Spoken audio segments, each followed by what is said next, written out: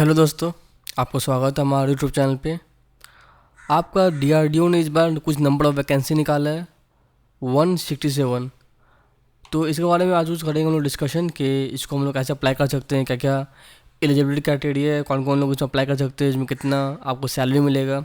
लेकिन सबसे पहले अगर आप मेरे चैनल पर नए हैं तो मेरे चैनल को सब्सक्राइब कर दें, मेरी वीडियो को लाइक कर दें, ताकि ऐसा सारा नोटिफिकेशन आप तक पहुँचता रहे हर जॉब का, इतना भी आप कर रहे हैं, चाहे वो टेक्निकल रहे चाहे वो नॉन टेक्निकल रहे। तो पहले देखते हैं हम लोग आज के वैकेंसी के बारे में। इसका लास्ट डेट अप्लाई करने का है 10 जुलाई 2020, ठीक है। और इसको अभी आपको इसका फॉर्म अप्लाई होना शुरू होगा आपको 29 मई से। तो 29 मई से लेके आपको 10 जुलाई तक आप ये फॉर्म भर सकते हैं। तो देखते हैं आगे क्या है इस फॉर्म में। इस फॉर्म में आगे है कि आपका जो रिक्रूटमेंट होगा वो आपका डायरेक्ट रिक्रूटमेंट है, ठीक है। लेकिन इसमें आपको डायरेक्ट मतलब कि बिना कुछ किए हुए नहीं होगा, आपका इंटरव्यू कम से कम ज़रूर होगा। और आगे बढ़कर देखते हैं इसमें क्या लिखा हुआ है। इसमें सैलरी के बारे में लिखा हुआ है आपको 56,000 से 100 से लेकर आपको 80,000 तक आपको सैलरी मिलने वाला है। तो सैलरी काफ़ी अच्छा है, क्योंकि आपका साइंटिस्ट ग्रुप बी का जॉब है, तो काफ़ी अच्छा लेवल का जॉब है, इसीलिए आपको सैलरी भी काफ़ी अच्छा मिल रहा है इसमें। अगर आप जाएंगे डीआरडीओ के ऑफिशियल वेबसाइट पे तो ये नोटिफिकेशन आपको मिल जाएगा। तो सबसे पहले देखते हैं, ये पूरा जो नोटिफिकेशन है वो 3 हिस्से में बटा हुआ है। तो ये उसका पार्ट 1 है। पार्ट 1 में आपका 3 ब्रांच अवेलेबल है। पहला ब्रांच आपका है इलेक्ट्रॉनिक्स एंड कम्युनिकेशन, दूसरा ब्रांच है आपका मैकेनिकल इंजीनियरिंग, और तीसरा ब्रांच आपका कंप्यूटर साइंस एंड इंजीनियरिंग। ये आपका पार्ट 1 है आपका नोटिफिकेशन का। तो इस पार्ट में आपको मैंडेटरी क्या क्या क्वालिफिकेशन लगेगा वो मैं देखता हूँ हम लोग को। देखिए सबसे पहले तो आपका ये जो है आपका first class bachelor degree in engineering, ये आपका सबके लिए कॉमन है, चाहे आपका पार्ट 1 रहे, पार्ट 2 रहे, पार्ट 3 रहे, या आपको सबके लिए कॉमन है। मतलब कि आपको मिनिमम ये तो अटेंड करना पड़ेगा आपको। अगर आपको अप्लाई करना है तो आपको कम से come first class bachelor degree. देखिए फर्स्ट क्लास जो बैचलर डिग्री होता है ना, वो हर यूनिवर्सिटी का अलग अलग होता है। किसी का 60% पे होता है, किसी का 75% पे होता है, किसी का 70% पे होता है। तो देख लीजिए अपने अपने कॉलेज के हिसाब से, अब आपके कॉलेज के हिसाब से कितना परसेंट आपका फर्स्ट डिग्री था। अगर आपका फर्स्ट डिग्री है तब आते हैं हम लोग इस पे, जो आपका मेन क्वालिफिकेशन है। आपको पहला क्वालिफिकेशन क्या है? गेट। अगर आप नन आईआईटीएन है, मतलब कि अगर आपने जो बीटेक किया है वो आईआईटी कॉलेज से नहीं किया, वो एनआईटी से नहीं किया, तो आपको कम से कम गेट क्वालिफाई करना पड़ेगा। लेकिन अगर आपने आईआईटी से किया है बीटेक, एनआईटी से किया है बीटेक, तब आपको गेट क्वालिफाई करने की कोई ज़रूरत नहीं है। लेकिन उसमें क्राइटेरिया क्या है, अगर आपने आईआईटी से या एनआईटी से बीटेक किया है तो कम से कम आपको 80% मार्क्स लाना पड़ेगा आपको ओवरऑल आपका इंजीनियरिंग क्वालिफिकेशन डिग्री के अंदर। तो ये आपका एलिजिबल क्राइटेरिया है नन आईआईटीएन के लिए। और नन आईआईटीएन के लिए आपका गेट क्वालिफाई करना पड़ेगा, ठीक है। अगर आपका सब्जेक्ट है इलेक्ट्रॉनिक्स एंड कम्युनिकेशन, तो ये आपका इसे इक्विवेलेंट एक्सेप्टेबल सब्जेक्ट होता है। मतलब कि आपको पता है ना, एक ब्रांच के अंदर बहुत सारा सब ब्रांच होता है। तो मान लीजिए इलेक्ट्रॉनिक्स एंड कम्युनिकेशन के अंदर ये सारा ब्रांच आपका एलिजिबल है, चाहे वो इलेक्ट्रॉनिक्स एंड कम्युनिकेशन रहे, इलेक्ट्रॉनिक्स इंजीनियरिंग रहे, इलेक्ट्रॉनिक्स एंड कंप्यूटर इंजीनियरिंग रहे, इलेक्ट्रॉनिक्स एंड कंट्रोल इंजीनियरिंग रहे। तो ये आपका सारा एक्सेप्टेबल है इलेक्ट्रॉनिक्स एंड कम्युनिकेशन इंजीनियरिंग के अंदर। तो ये आपका पहला पेपर है आपका। दूसरा पेपर आपका मैकेनिकल इंजीनियरिंग, तो इसी भी आपका सेम एलिजिबल क्राइटेरिया है। मतलब कि अगर आपको चाहिए, अगर आप नन आईआईटीएन है तो आपको गेट क्वालिफाई करना पड़ेगा, और आप आईआईटीएन है तो आपको 80% मार्क्स लाना पड़ेगा।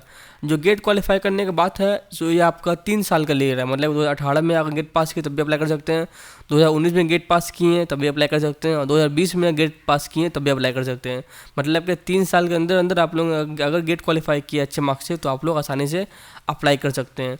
ये उसका सब ब्रांच है, देख लें इसको आपको, और आपको ब्रांच है तो इसमें अप्लाई कर सकते हैं। अब नीचे आता है हम लोग कंप्यूटर साइंस में। ये आपका सेम क्वालिफिकेशन, इसमें भी आपका गेट क्वालिफाई करना नन आईआईटीएन के लिए, और आईआईटीएन के लिए 80% मार्क्स। तो ये आपको उसका सब ब्रांच है, तो उसको भी आप देख लें इसमें क्या लगेगा क्या नहीं लगेगा, वो आप बेहतर जानते हैं।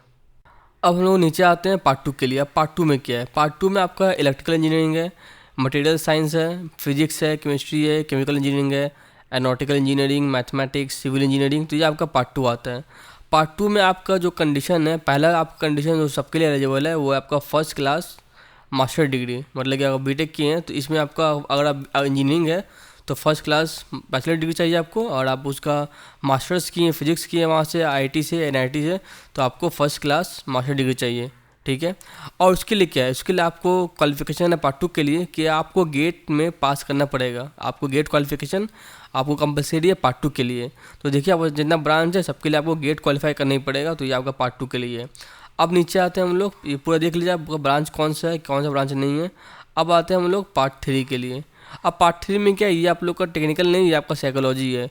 जो बंदे ने अगर फर्स्ट क्लास मास्टर डिग्री की है आपका साइकोलॉजी से, फर्स्ट क्लास मास्टर डिग्री, उसके अलावा आपका नेट क्वालिफाई किया है, नेट एग्ज़ाम होता है जो आपको क्वालिफाई किया है 2020 तक, तो ये वो लोग अप्लाई कर सकते हैं। अब नीचे आते हैं हम लोग, नीचे में क्या इंपॉर्टेंट है वो देखते हैं हम लोग को। आपको जो अप्लाई कर इस बार जो फ्रेशर लोग अप्लाई करेंगे, उसका डिग्री अगर 31 से पहले आता है, 31 अगस्त 2020 से पहले उन लोग को डिग्री मिल जाता है, तो वो लोग अप्लाई कर सकते हैं। या तो अगर मान लीजिए किसी प्रॉब्लम की वजह से, अभी प्रॉब्लम चल रहा है कोविड-19 का, तो उस प्रॉब्लम की वजह से अगर आपका वो डिग्री में अगर टाइम लगता है तब भी वो अप्लाई कर सकते हैं। ऐसा नहीं है, मतलब इस बार के फ्रेशर लोग आसानी से अप्लाई कर सकते हैं। अब नीचे आकर देखते हैं, मान लीजिए बहुत सारा कॉलेज ऐसा होता है ना जिसको पता नहीं होता है कि उसका फर्स्ट क्लास किया है, बहुत सारे को बच्चे को नहीं पता है, तो उसके लिए मान लेते हैं अगर किसी कॉलेज के पास नहीं है, ऐसा कोई क्राइटेरिया नहीं है, तो अगर आपको 60% मार्क्स आ रहा है बीटेक में, परसेंटेज में देखा जाए तो आप कहते हैं वो फर्स्ट क्लास है। अगर आपका CGPA है तो आपका 6.75 10 में अगर आ रहा है तो मान लीजिए इसको भी आपका, ये आपका फर्स्ट क्लास के अंदर आता है, तो ये आपका माना जाता है फर्स्ट क्लास किया है। अब नीचे आते हैं हम लोग, नीचे में क्या लिखा हुआ है, नीचे में आपका एकेडमिक रिक्वायरमेंट है, इसको देखते हैं, इंपॉर्टेंट है आपका। जो इसमें आपका जो पार्ट 1 को 2 हिस्से में बांट दिया गया है। पहला हिस्सा वो है जो कि क्या लिखा हुआ है, पहला हिस्सा वो है जिन्होंने आपका गेट क्वालिफाई किया है, और दूसरा हिस्सा वो जो अपने IIT और NIT से आपका 80% मार्क्स लाया है। ठीक है, पार्ट 1 2 हिस्से में बांट दिया गया, कैटेगरी 1 कैटेगरी 2। पार्ट 2 आपका जितने गेट क्वालिफाई किया, पार्ट 3 आपका जितने आपका नेट JRF क्वालिफाई किया है। आप यहाँ पे देखेंगे तो यहाँ पे लिखा हुआ है कि फ़ोटो का साइज़ क्या लगेगा, वो सब आप देख लीजिएगा, 500 के भी लगेगा, साइज़ कलरफुल साइज़ लगेगा, ये सब आपको देख लीजिए, सिंपल सा है। नीचे आते हैं हम लोग, आपका फ़ी कितना लगेगा, ये इंपॉर्टेंट है आपका। अगर आप जनरल में आते हैं, OBC में आते हैं, फिर EWS में आते हैं, तो आपको 100 रुपये लगेगा, फ़ी लगेगा। लेकिन अगर आप आते हैं ST में, वुमेन में, PWD में, तो आपका कोई फ़ी नहीं लगेगा, there is no application fee, अगर आप इस कैटेगरी में बिलोंग करते हैं। और आपका सबसे इंपॉर्टेंट पार्ट अभी तक के लिए कि आप जो अप्लाई करेंगे तो आपको जॉब कैसे मिलेगा, स्क्रीनिंग कैसे होगा, आपका शॉर्ट लिस्टिंग कैसे होगा। पहले देखते हैं हम लोग पार्ट 1 की कैटेगरी 1। अगर आप लोग पार्ट 1 की कैटेगरी 1 में अप्लाई करते हैं, मतलब कि आप गेट क्वालिफाई किए अच्छे नंबर के साथ, तो आपको हर 25 बच्चे में एक बच्चा चुना जाएगा। उसके पहले क्या होगा, आपका पहले जो आपका एलिजिबल कैंडिडेट होगा उसको शॉर्टलिस्ट करेंगे फॉर डिस्क्रिप्टिव एग्जामिनेशन। जितना आप लोग फॉर्म अप्लाई करेंगे उस सब में से आपको शॉर्टलिस्ट करेंगे, किसके लिए, शॉर्टलिस्ट के लिए आप शॉर्टलिस्ट करेंगे, आपका डिस्क्रिप्शन एग्जामिनेशन के लिए आप शॉर्टलिस्ट करेंगे। उसके बाद on the basis of GATE score, मतलब कि 25 में से एक बच्चे को चुनेंगे, ये आपका ठीक है। कैटेगरी 2 की है, कैटेगरी 2 में आपका जो 25 में एक नहीं, उसमें आपका 5 में एक है, मतलब 5 बच्चे लेंगे, IIT NIT वाला ये, उसमें एक बच्चा को चुनेंगे। लेकिन इसमें भी आपका पर्सनल इंटरव्यू होगा, ये आपको याद रखना, और आपका डिस्ट्रिक्टिव एग्जामिनेशन भी होगा। आपका पर्सनल इंटरव्यू आपका मैक्सिमम 12:30 में होगा आपका, ठीक है, याद रखना आपको। अब नीचे आते हैं, अब पार्ट 2 में आते हैं, मतलब जो ओनली गेट 4 था, जो उसके लिए था, इन्होंने गेट क्वालिफाई किया था। अब पार्ट 2 में क्या क्या लिखा हुआ है, आपका जितने बच्चे एलिजिबल रहेंगे उन सबको शॉर्टलिस्ट किया जाएगा पर्सनल इंटरव्यू के लिए, और हर 5 में एक बच्चे को बुलाया जाएगा, और एक बच्चे हर 5 में एक बच्चे को चुना जाएगा। और नीचे आता हूँ, देखते हैं इसमें क्या लिखा हुआ है आपका, ये पार्ट 3 है। पार्ट 3 आपका सेम है, आपको बुलाया जाएगा पर्सनल इंटरव्यू के लिए, और हर 5 में एक बच्चे को चुना जाएगा, ये आपको याद रखना है, इंपॉर्टेंट है आपके लिए। अब आपको अप्लाई कैसे करना है ये देखना पड़ेगा। तो अप्लाई करने के लिए आपका ये अब लिंक अवेलेबल है, तो इस पर जाकर अप्लाई कर सकते हैं आप। और आपको इसमें कुछ ज़्यादा जानने के लिए नहीं है, तो इतना काफ़ी है। और ऊपर आते एक और चीज़ छूट गया आपका, यहाँ पे देखिए, यहाँ पे गेट को था 18, 19, 20 बच्चा अप्लाई कर सकते हैं, ये देखना था आपके लिए।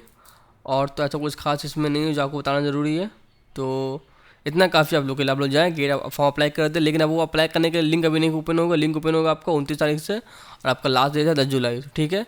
अब मेरी वीडियो पसंद है आपको तो मेरी वीडियो को लाइक कर दे, मैं चाहूँगा सब्सक्राइब कर दे, ताकि इसी तरह का जॉब का वैकेंसीज आपको पता चलता रहे। Thank you very much.